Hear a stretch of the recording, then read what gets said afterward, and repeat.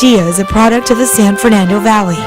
He attended local public schools including Telfair Elementary and San Fernando High School. He was fortunate to grow up in a loving home in Pacoima, where his parents taught Alex, his sister Julie, and his brother Ackley to work and study hard and do well in school. Alex played baseball and he volunteered at community cleanups. He excelled in school, and in 1990, to his own surprise, Alex received an acceptance letter from MIT. He had applied having never been there, and for that matter, having never traveled east of El Paso. The courses were a challenge, but Alex applied himself, and 4 years later graduated with a degree in mechanical engineering. Alex worked briefly at Hughes Aircraft, now Boeing, in Canoga Park, in the mechanical design lab. But when the plant was slated for closure, Alex had to choose whether to move to Arizona with Hughes Aircraft or stay in Los Angeles. Alex chose LA. He landed a job with U.S. Senator Dianne Feinstein and then became a Co-Roe Fellow. These experiences introduced him to public service. Members and friends, good morning. I wish I could be with you to say goodbye to Alex Padilla, but I want to take just a minute and congratulate him for his many contributions to this great city council. Alex is a friend. He's also a former staff member, and I've had many people leave my office and go on to bigger and better things, but few go on to become a council member of the second largest city in the nation and then ascend to the presidency of that body. That indeed is very special. Alex will be leaving the Los Angeles City Council not only as one of its youngest members, but also as its most senior. He's been a positive and a strong voice as president of the council. I think one of his most notable achievements was bringing the Children's Museum to the San Fernando Valley. Many said it couldn't be done, but Alex did it. And then Alex ran for the state senate. I know it was a tough race, but he went out, he walked the walk, he rang those doorbells, and guess what? He won.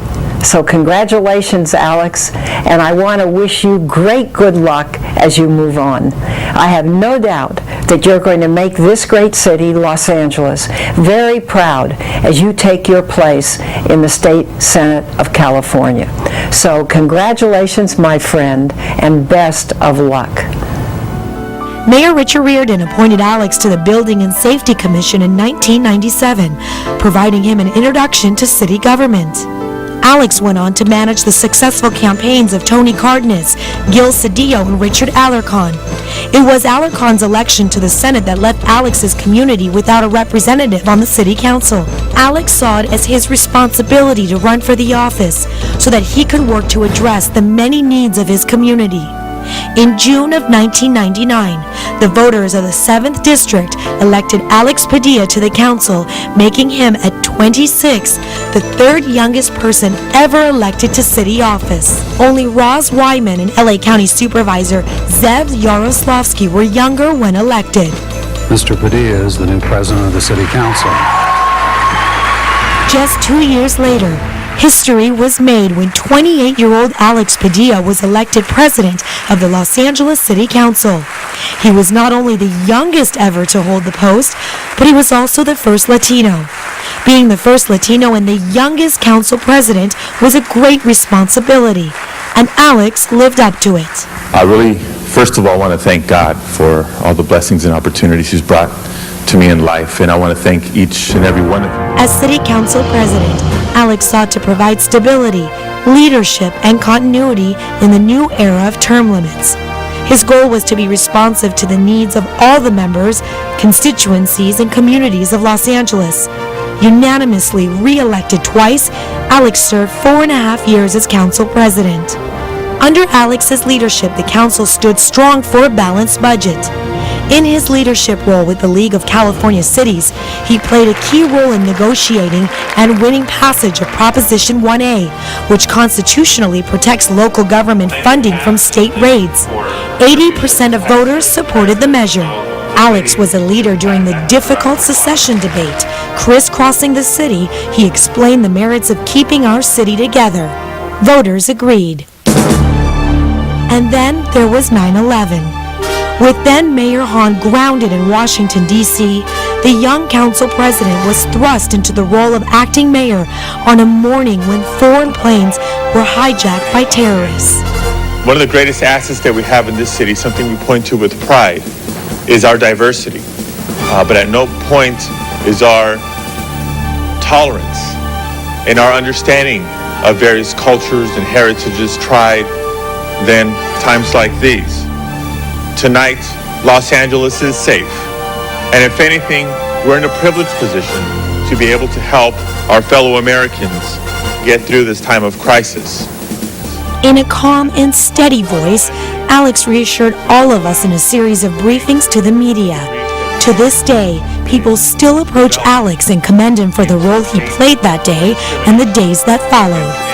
Alex's leadership on that day and many others not only reassured a shaken public, it helped to open doors and demonstrated that given the opportunity, we can all be leaders. Throughout his time on the council, Alex Padilla has worked to improve the quality of life in his district and our city. He led efforts to increase our city's use of renewable energy. He championed ballot measures to address the public safety and infrastructure needs of our city. He fought for a healthier and happier city for the children of Los Angeles by working to prevent diabetes and reducing illegal sales of cigarettes to kids. The first motion he authored identified the site and funds to build the city's first new police division in 27 years.